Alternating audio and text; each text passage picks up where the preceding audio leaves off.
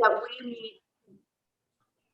we need to just think about. I want everyone to be successful on whatever level they're operating on. And so these opportunities are key. And so our friends at First Southwest Bank, so Cass Walker and Ellen Steiner on the call from that institution, and then Mike from the Community Foundation of San Luis Valley are here to kind of walk us through PRIs, walk us through some examples. Mike comes from Denver, was very successful there, and has now, I want to say, found his place to retire, but he's working damn hard for a retired guy. And he's in the San Luis Valley, and he's really moving and shaking over there and bringing some new ideas. We met at an impact investment conference in Denver. And so I'm so excited to let these two take the show and go through their program so that if you came with a lot of questions, know that this presentation will probably be 20 to 30 minutes. There's going to be a lot of time for questions, thinking out loud. We want you guys to be able to really feel good about this concept by the end of this meeting. You may not be experts, but you might be able to decide whether this is a good avenue for you to explore for your institution or your organization. So with that said, I'm going to turn it over to Cass and Mike. Thanks, Brigham. And that's funny. I don't think I've ever heard the word retirement in the same sentence as Mike. So well, when I met him, he's like, I found this great place to retire. And then like, I'm like, and you're going to run a community foundation? That's not retirement. Yeah, I don't think you could count him as retired. Awesome. Well, it's really nice to be here this morning. And yeah, we've got a few kind of slides to run through.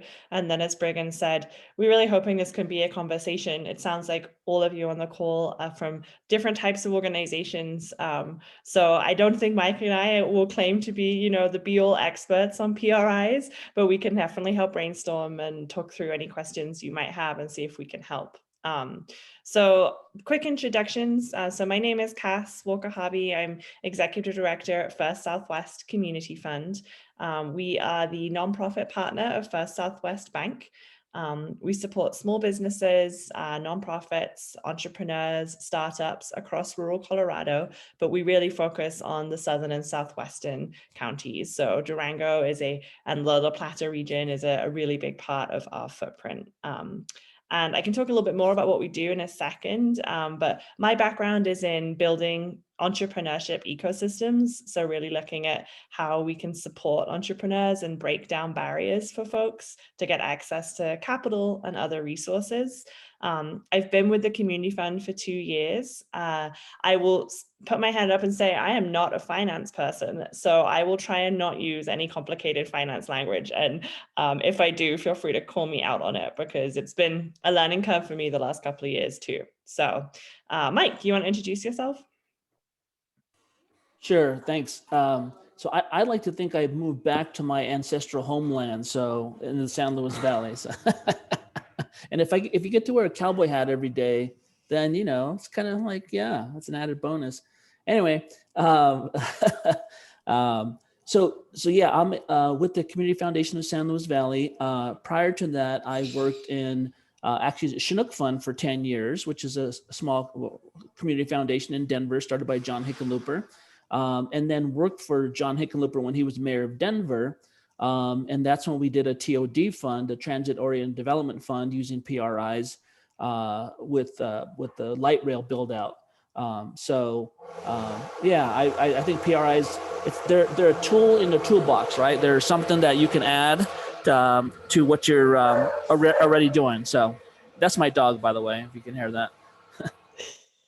Awesome. Thanks, Mike. And Mike is also a board member at First Southwest Community Fund. And actually the reason Brigham asked us to do this was a few months back, Mike asked if I'd be interested in writing an article with him around how to use PRIs if you're a nonprofit. And that was actually published in the Nonprofit Quarterly, and I'll share the link at the end. And it's interesting because there's actually not that many resources out there for nonprofits to really kind of understand the nitty-gritty about what it means to take on a PRI. So we're excited to do this presentation and chat with you all because I think like Mike said, it's a really good tool, but I think a lot of people can be intimidated by it, and it can be tricky to understand certain components of it. And so hopefully we'll be able to break some of that down today.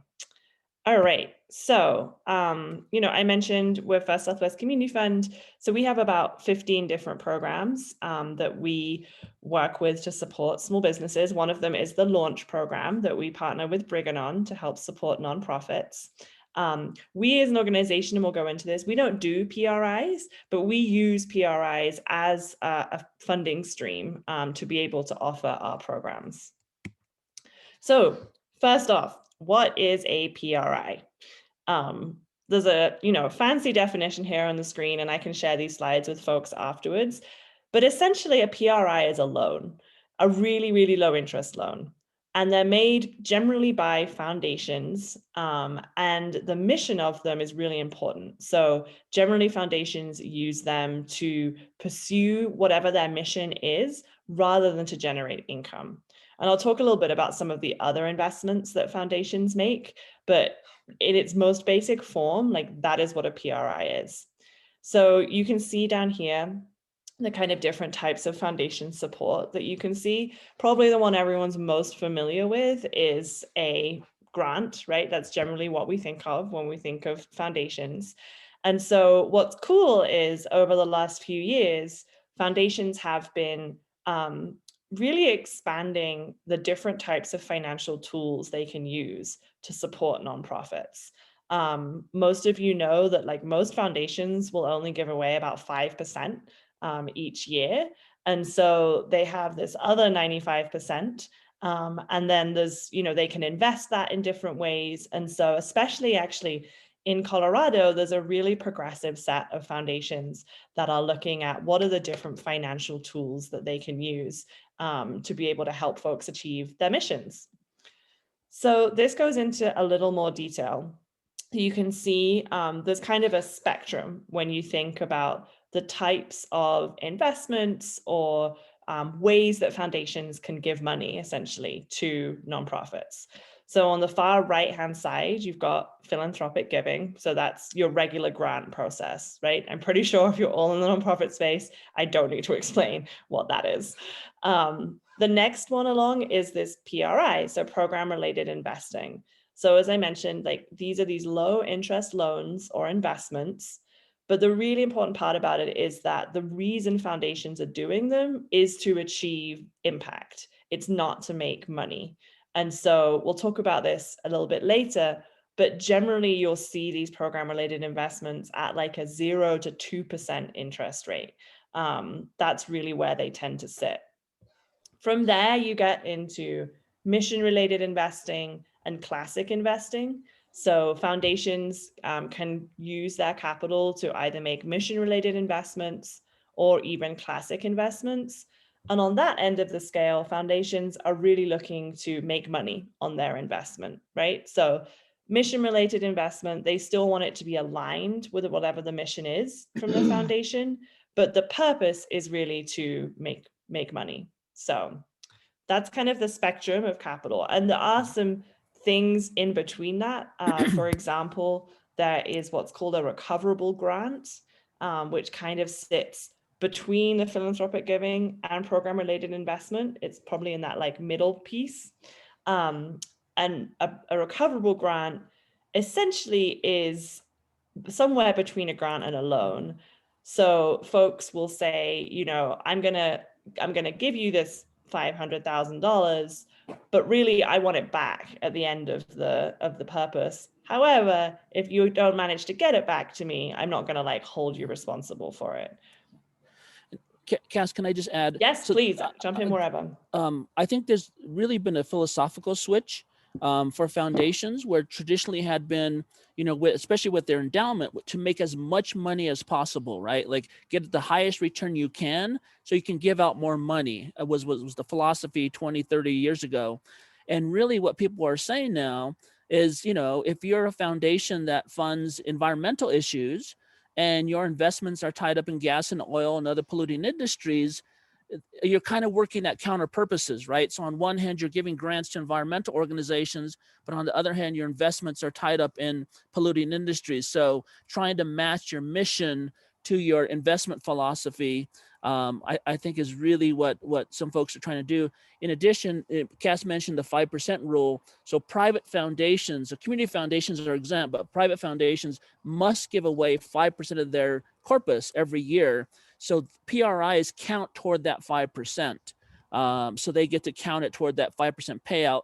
And there's a movement to increase that payout voluntarily to 7, some are doing 7-8% voluntarily, to just give put more money out, particularly when their returns are 15-20%, right? So thanks, Mike. Yeah, so hopefully that gives you a little more context about like how foundations are thinking about this as a tool to help nonprofits. Okay. So a little bit of history on PRIs. They've actually been around for a while. So they originated in 1969. You'll see a lot of the like larger foundations in the country have pretty big PRI portfolios, things like Ford Foundation, Rockefeller, and definitely, and Mike can probably speak more to this, but in the last probably 10 to 15 years, there's been a lot more of a movement for even smaller foundations to use them as a tool. So I mentioned they're pretty distinct from the mission-related investments and socially responsible investments. As we said, those are really for financial returns. And so not super relevant for like nonprofits that are looking to, achieve their mission. There are some IRS things around PRIs. So these are the different pieces that they have to meet. And this is, again, not really something that you would have to worry about as a nonprofit. This is just context that this is what foundations are looking at when they're thinking about how to use PRIs. And as Mike mentioned, they do count towards that 5%. Mike, anything to add on that? No, I think that's good. No. Yep. And I will just say that, and we'll talk about this in a little bit, but I have been, even in the short time I've been in my role, which is just 2 years, I have seen more and more foundations in Colorado starting to use PRIs, even in the last 2 years. So they're definitely becoming a lot more common. So here you can see, who does PRIs. I've actually used this as a really useful tool to kind of stalk foundations and figure out who is giving away money in PRI Stock in a form. good way. Stock in a good way. Stock in a good way. But you can see, the text is kind of small, but this shows you like how the kind of top investors in the country. So the foundations that are using the most PRIs. So you've got things like the Bill and Melinda Gates Foundation that have, 200 million invested in PRIs. And then you've got some of these smaller foundations that maybe have 1 million or, a few million invested. But if you're looking to get PRIs and you want to look outside of the Colorado landscape, I found this really interesting because you can go to these different foundations and that they do them. One of the things that is difficult about PRIs is a lot of foundations are actually not particularly upfront about the fact that they do them. It often doesn't say it on their website. If it does, it's often in like different terminology. So it'll say things like impact investing or like some kind of terminology around that. So sometimes it can actually be tricky to figure out who does PRIs. So looking at lists like that, or talking to folks like us, like within Colorado, to find out like which foundations are actually doing them, and are they health foundations, education foundations, like what industry are they in? That can be really helpful, because that, I think, is actually a significant barrier for nonprofits, of just not knowing who does them. So not even knowing who to talk to. The other thing I'll say, sorry, carry on, Mike. I was going to add on, but go ahead, Cass. I was just going to say that the other thing is that, with grants, there's often like an inquiry form on a website, or like you can talk to someone about, making a grant, and they kind of have a different strategy often on PRIs. It's a lot more behind the scenes. And so it can be tough to like break through that barrier. Yeah, I was going to add that as far as I know, the first Colorado foundation to do a PRI was the Rose Community Foundation, and that was our TOD fund that we did about 20 years ago. But several have. I know King Foundation does them now, AJL Foundation. So there's a growing movement of foundations, and and once one foundation does it, then they'll talk to each other and say, "Hey, we saw you did this. We're thinking about it." or like what Cass was saying, don't hesitate to have that conversation with your program officer about, hey, do you do PRIs? And they're like, no, we don't, but tell me more about it. So have that conversation with them, because often, most foundations have a specialist around grants. I don't know of any Colorado foundation that has a specialist around PRIs. So you got to kind of talk to a program officer, talk to a financial person, maybe even the CEO, to kind of get it rolling. So. Yeah, it's a great point, especially with the smaller foundations. It's often the CFO that's actually looking at the program related investments. And yeah, happy to share later, which foundations we've worked with for PRIs in Colorado. But it sometimes can be a little nebulous to figure out who's doing them and what size they're doing them.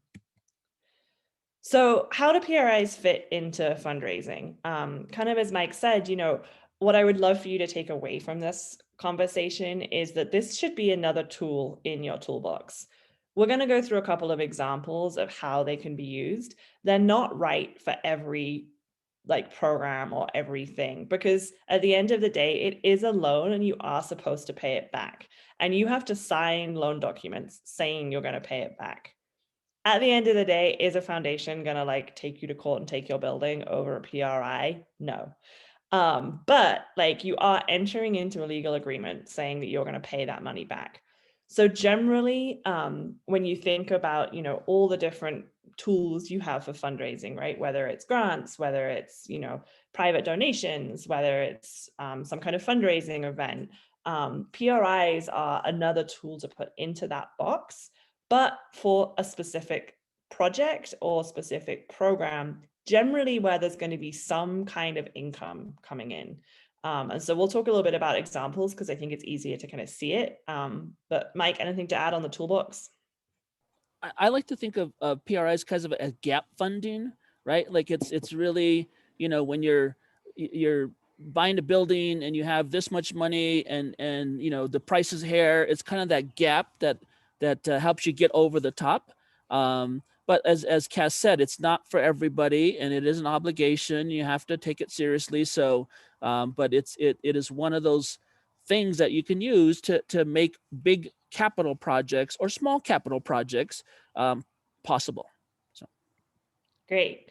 So we're going to talk through a couple of examples about how First Southwest Community Fund has used PRIs, and then Mike's also got a great example on a slightly smaller scale with the Chinook Fund.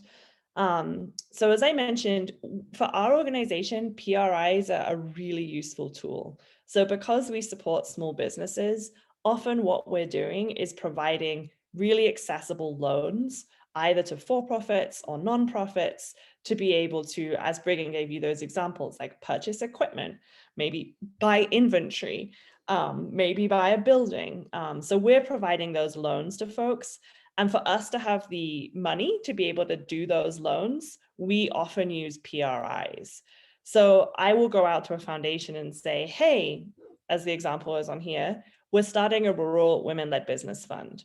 So we started this fund last year. It's focused right now on the San Luis Valley, and it's really to support women-led or identifying entrepreneurs and small businesses either start or scale their businesses.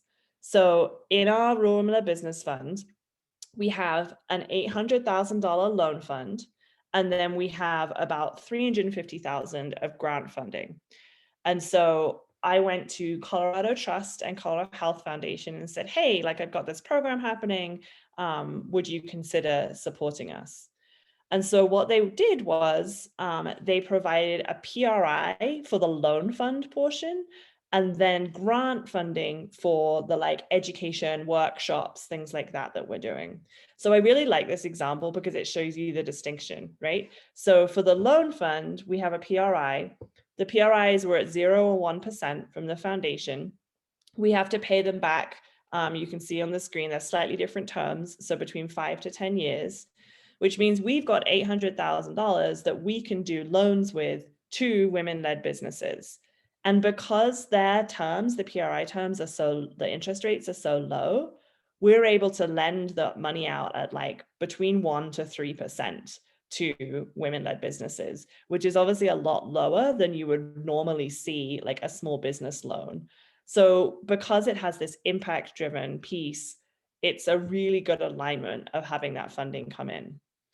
The other example here is like we had to have some grant funding alongside it because some of the things we were doing were, our workshops, we're bringing in speakers, we're running an accelerator program, and that's just money out the door, right? Like we're not making any money on that. There's no way that we can even like get that money back. It's just we're paying people. And so that has to be funded through grant funding.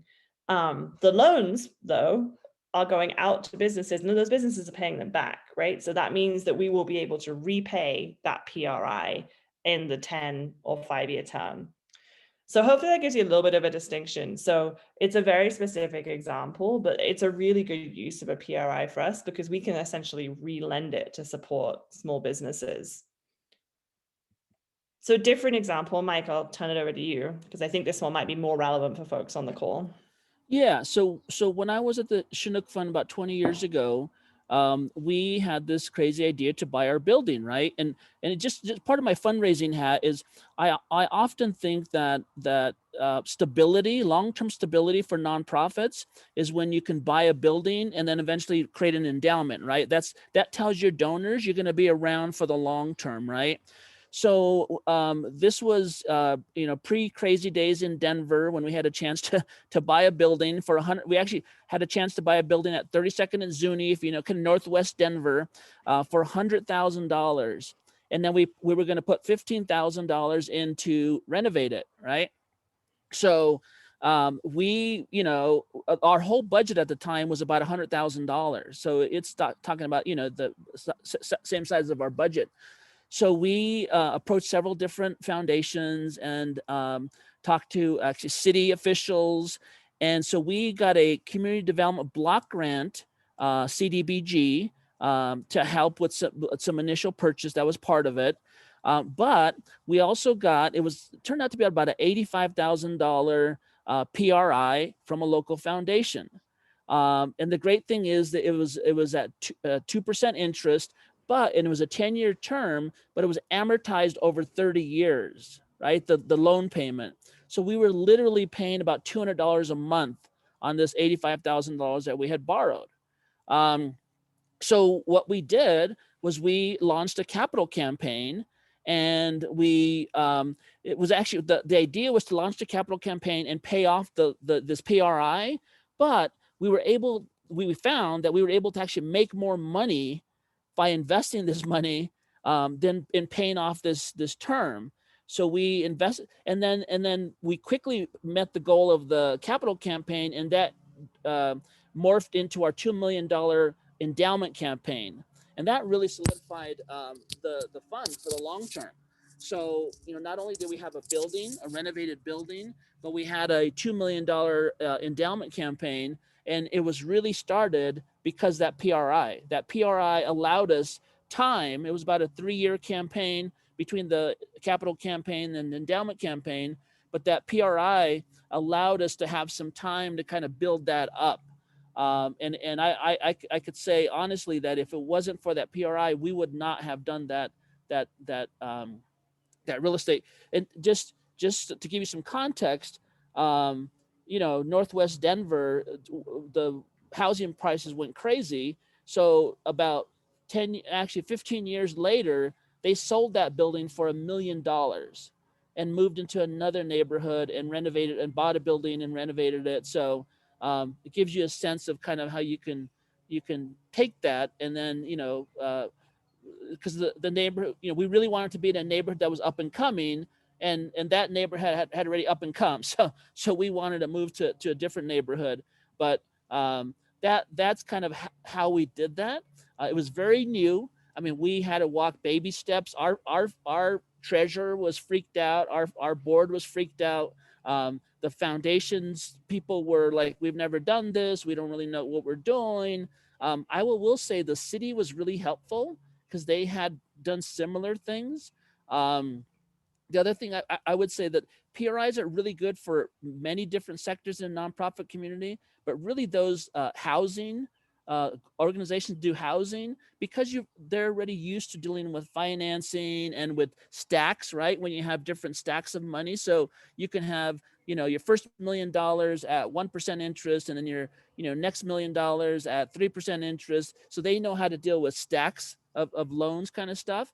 So, but you can learn it. It's not rocket science. It's something that's kind of intuitive. What I would say is what Kat said earlier: get good financial people, get people who understand, the different obligations and different kind of issues. But it's very doable, and we kind of bootstrapped it ourselves. We kind of learned, kind of built it together with the foundation, and made it work for us. And so I don't know if there's any questions about that or. Yeah, and a few other examples maybe just to help you think through. So as we were talking about, like as you're thinking about whether this is the right tool for you, these are two examples. Other things, I can think of that would be a good fit.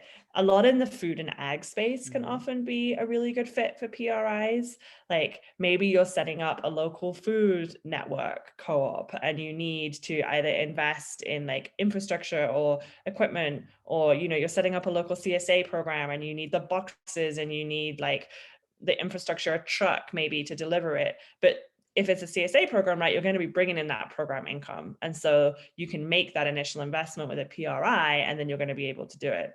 Another example would be, say you're an arts organization and you wanted to do like a big mural, right, or a big art project. You could use a PRI to like pay the artists to do that mural, like, kind of bring together the materials you need. And then maybe you're going to do like charge folks for walking art tours of that art installation.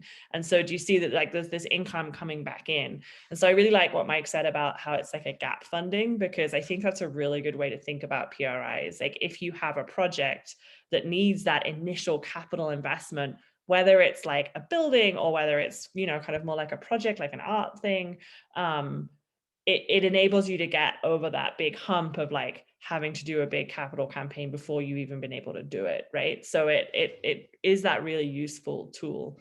And housing is another really good example. We can talk more about examples in that, but affordable housing, PRIs are being used more and more for.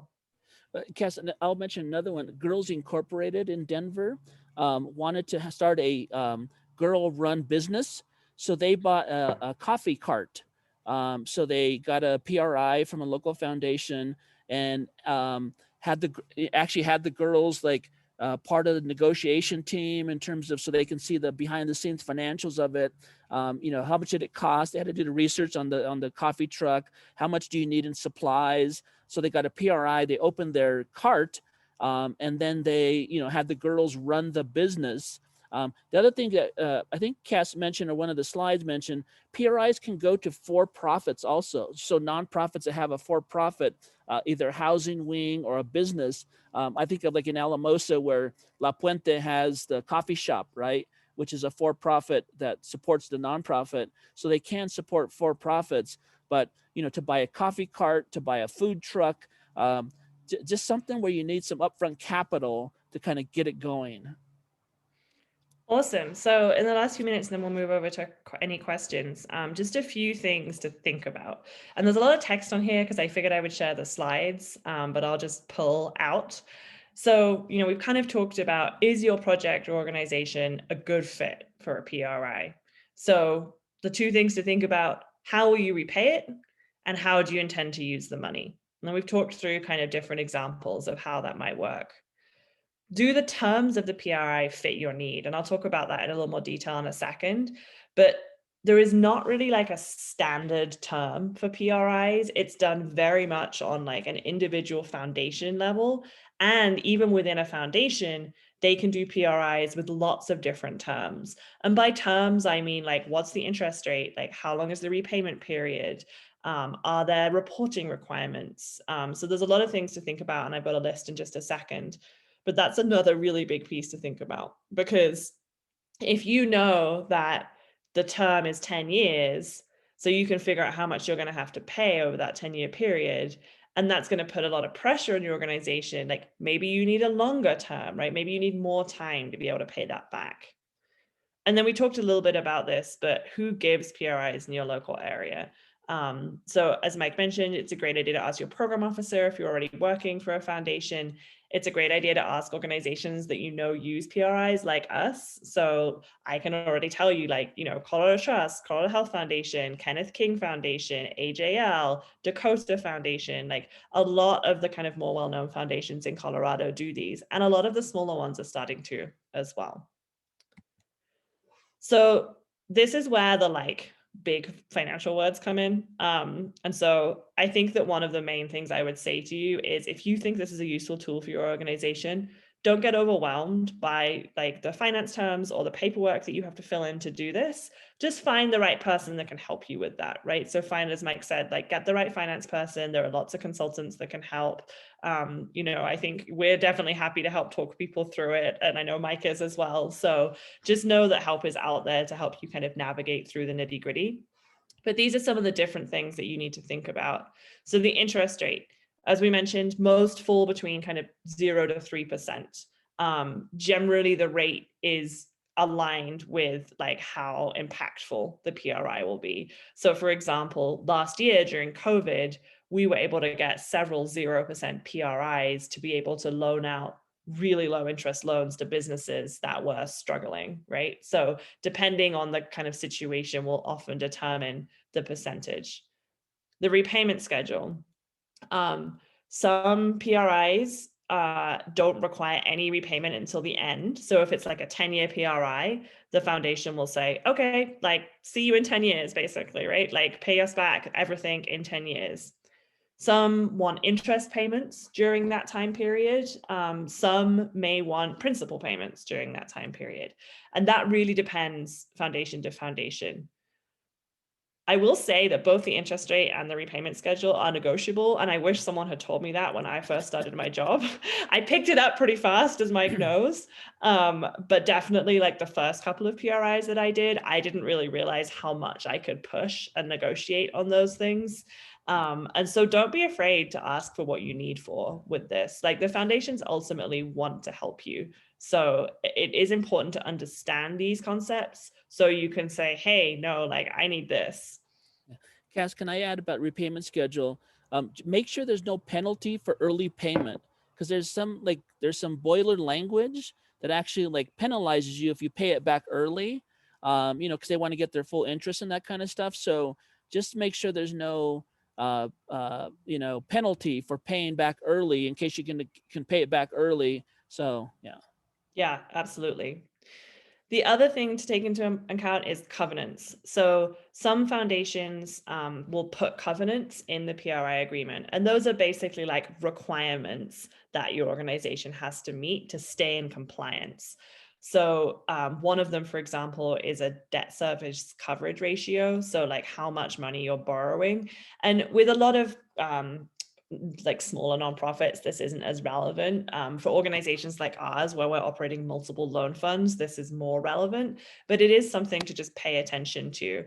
In my experience, most foundations do not have very many covenants. Colorado Health Foundation is probably the tightest on that. They have the most because they have just a bigger program, but something to pay attention to. Other things to just think through, reporting requirements. So if you're in the nonprofit space, you're used to this. Like grants, PRIs require reports. So it's important to understand what those are and how often. Are they quarterly? Are they annual? What do you have to do? Do you have the staff capacity to be able to provide those reports? So it's just, again, something you're probably used to thinking about with grants. And then due diligence. So foundations really vary on how much information they want from you to make a program related investment.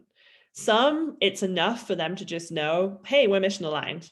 We're willing to take this risk and do this with you. We don't really need to know that much about you. At a minimum, most will want financial statements from you, generally your audited financial statements. And I have had experience with a couple of foundations where they will actually do a really deep dive into the project or the organization that they're investing in. So with our Rural Women Led Business Fund, one of the foundations, we went through maybe a 6-month process with, they have an external consultant who interviewed us multiple times to get lots of information and details about how it would work. But on the other end of the scale, I've literally had some foundations that will just send me the documents to sign, and that's kind of it. So it really varies depending on it.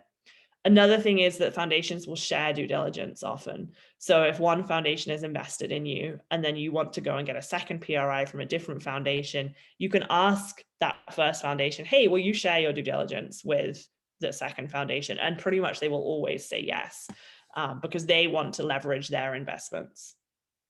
And then the last thing I'll say is on the legal documents. So there are a number of different legal documents that you're given to sign when you take on a PRI. It's kind of like taking out a loan. There's like a promissory note, there's like a loan agreement. They are often long and really boring, in my opinion. So they're hard to like get through often. There's a lot of legal language in there. If you're not familiar with reviewing those types of documents, I would highly advise you find a pro bono lawyer or a consultant to look through them. Shay in Durango is a great resource. We use her and she's really used to looking at these types of documents. And I'm sure there are other lawyers in Durango as well. But I would definitely say that like have someone look at it that is used to reviewing those types of documents, because as Mike said, quite often foundations will use boilerplate language. And so you just don't want to sign something that has some clause in there that is not relevant to what you're doing. And then before we go to questions, you know, a little bit on like, how do you make the case to a foundation, right? You've got a project, you want them to invest in you. First and foremost, impact. You all are used to doing that with grant making, right? It's the same thing. Like, this is the impact we're going to achieve by being able to get this PRI. Risk is something that foundations are obviously thinking about, especially because this, as we saw on that spectrum of capital, right? Like, they are expecting to get this money back. So it's not like they're just giving it out and not expecting to ever see it again. So they can be conservative. So if you're able to show like strong partnerships, like strong record of success as a nonprofit, that can really help. Capacity, people will often ask like, who's on your management team? You know, like, how are you going to manage the financial side of it? How are you going to track the impact? And then the other thing I always say to folks is, in some ways, I think that like taking on a PRI is more of a partnership than a grant, because often a grant can just be like a one-time transaction, right? But think about it, like if you're taking on a 10-year PRI with a foundation, you're engaged with that foundation for the next 10 years. So make sure that foundation is aligned with you, right? Like don't take money from someone who's not aligned with your mission and values, especially if you're going to have to engage with them for the next 10 years. And I have found that the more you can partner with folks, I really think of PRIs as a partnership, and the more you can partner with them, with folks who are aligned with your impact goals, it will be more successful for everyone. So these are some sources. That's the article that Mike and I wrote at the top, and a few other articles that are just helpful to read around. And yeah, we can do questions. Before we launch into questions, if you want me to send you these, this presentation and the video, will you put your email in the chat? Just so I've got it right there. I could probably dig most of yours out, but it'd just be really helpful if it's in the chat. And then while you're doing that, of course, if anybody has questions or clarifications, anything, just let us know.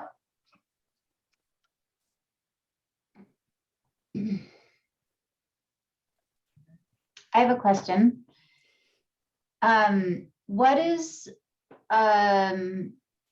it sounds like as a nonprofit, you can, I mean, obviously work through a community foundation or the Community Fund CASA's case, but you can also go directly to a foundation. So I'm just curious what situations might better lend themselves to working more locally, and maybe, you know, I can think of one answer to that is just capacity. What kind of capacity does an organization have to develop a relationship with a statewide or national foundation? But do you have a recommendation maybe on if people should perhaps start locally with their community foundation, or, you know, and work up to a state and national relationship, or how that might go?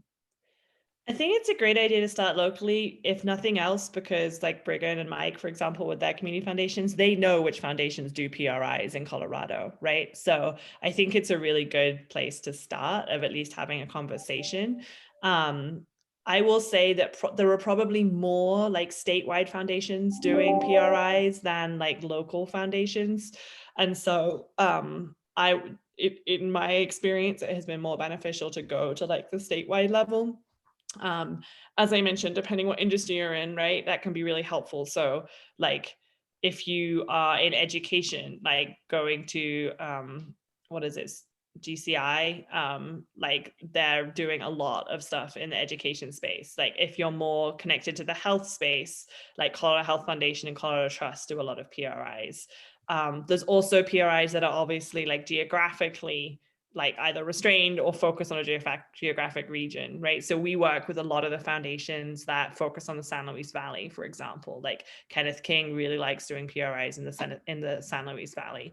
So I think there's like different ways to think about it, whether it's like the industry that you're in, or whether it's the geographic area that they're serving. One thing I will say is that don't forget about like intersectionality on that, because Colorado Health Foundation, although it's like a health foundation, does so much, right, with intersectional work. So like they invest in affordable housing, they invest in small business, like they invest in lots of different areas that intersect with health. And I have found that PRIs are maybe a little more flexible with that intersectionality piece than grants. So just something to bear in mind. I have a question. You spoke this a little bit, but how important is the program piece of it? So, for example, Mike brought up that you could do it for facilities, and that's not necessarily directly program related. So, program.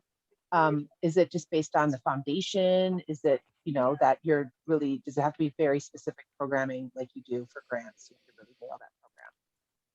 No, I think it really depends. I mean, I think if you can make the case that whatever it is that you're doing, whether it's like very program specific or whether it's buying your building, is helping your organization fulfill its mission, like that seems to be the thing that like organizations most care about.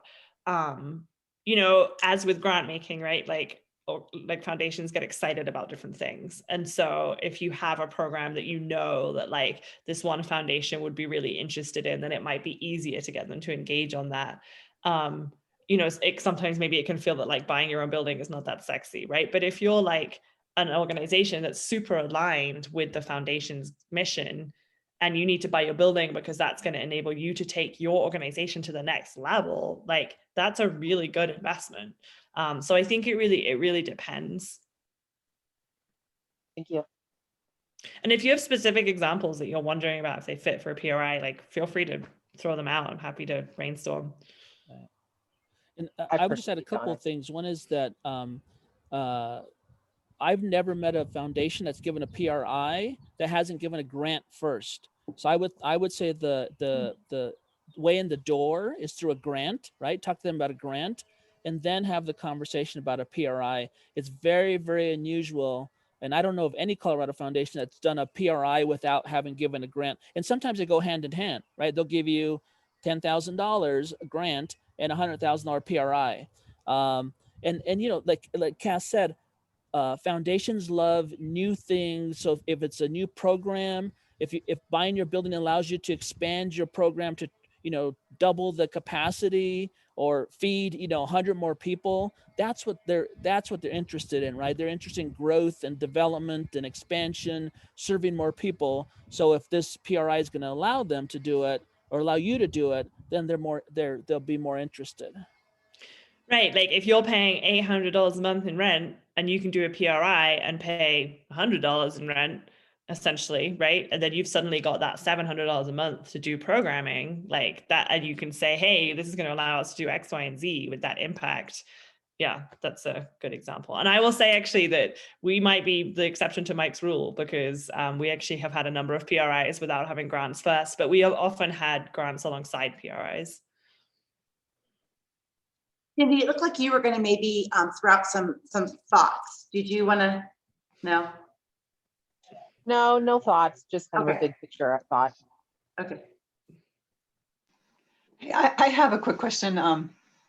Obviously, with the library, we have a library district and a school district to do this kind of funding for capital investment. However, we're kind of in a gap of, the next round of ask from the county taxpayers is a couple years off, but we find ourselves in a situation where we need to resolve some building issues.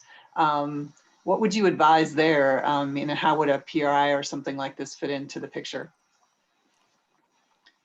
I would definitely think about looking at PRIs, especially with folks like Gates Family Foundation or Kenneth King that are interested in that, library space, capital projects. Gates Family Foundation would probably be the first place that I would start, because they do a lot of capital projects for the art space. So whether it's museums, libraries, etc. And I think that you could probably make a really strong case of we need to do these renovations. We will have some income in a couple of years from the tax, but we need it now. I think that's a perfect example of something where a PRI could be really useful. And I think for libraries to be accessible, right? So you're often so in my town, the library is actually the only public Wi-Fi in the town, right? So kids can come and get Wi-Fi, that kind of stuff. So I think to make that case that you will be a community asset, so that where, kids, adults, seniors can, access something that they don't have high-speed internet access at their house or wherever. So. Yeah, and that's something foundations are really interested in right now. So I think you could make a really strong case. And I will say also that I've never had a foundation, they look at my financials, but I've never had a foundation ask me how are you going to pay this back? Right. And maybe it's because with ours, it's a little more obvious because we're lending out money and they can see that that's happening. So they might want to know what your streams of revenue are coming in. But yeah, that's just a side note.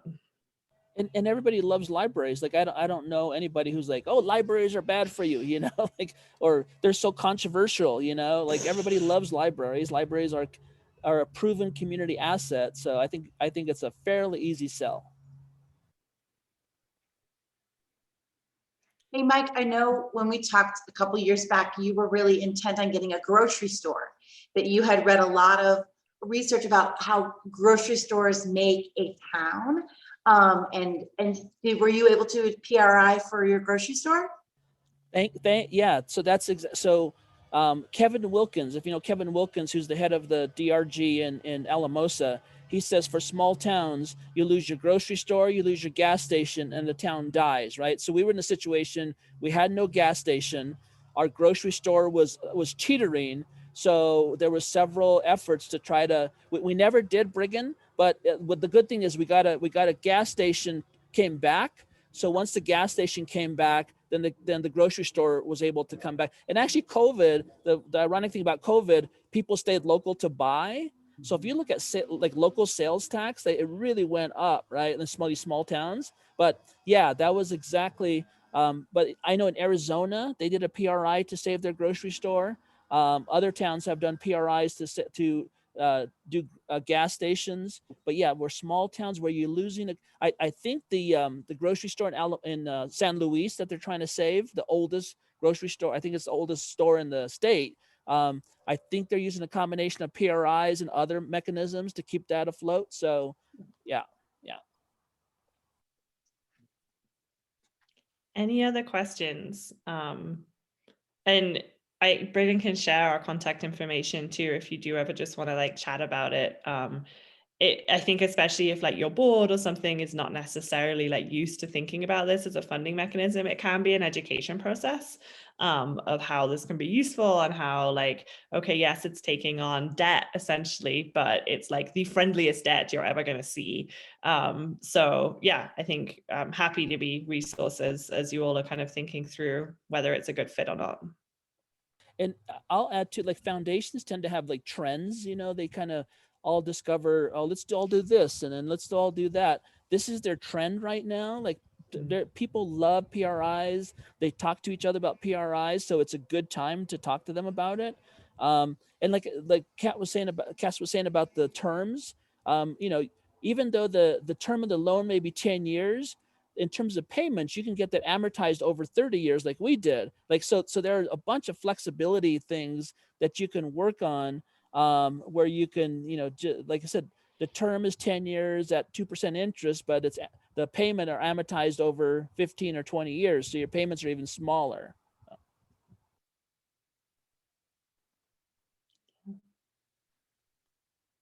So I'm a big believer in not having to drag out meetings just so that they last that hour. Like, I'm glad to give you guys 5 minutes back, but I also don't want to stop the conversation if there's like a question maybe you've been too shy to ask to this point.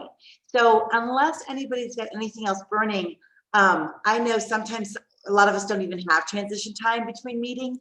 So I'm glad to give that transition time for the rest of your day. Thanks, Mike, for your contact information.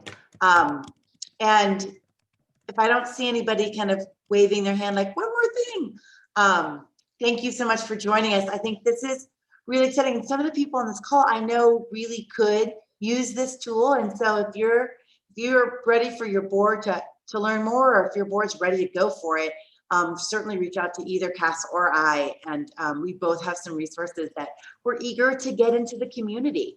The community has supported these funds because they want to support our nonprofit sector. So I want to see them out there working hard for our people. And if you're like me, like, 30 minutes after the call, I'll be like, oh, I should have asked this. So please reach out to Cass or I, and yeah, we're available to answer questions. So yeah. You guys have a great rest of your day. Thanks, everyone. Thank you, everyone. It's great. Bye.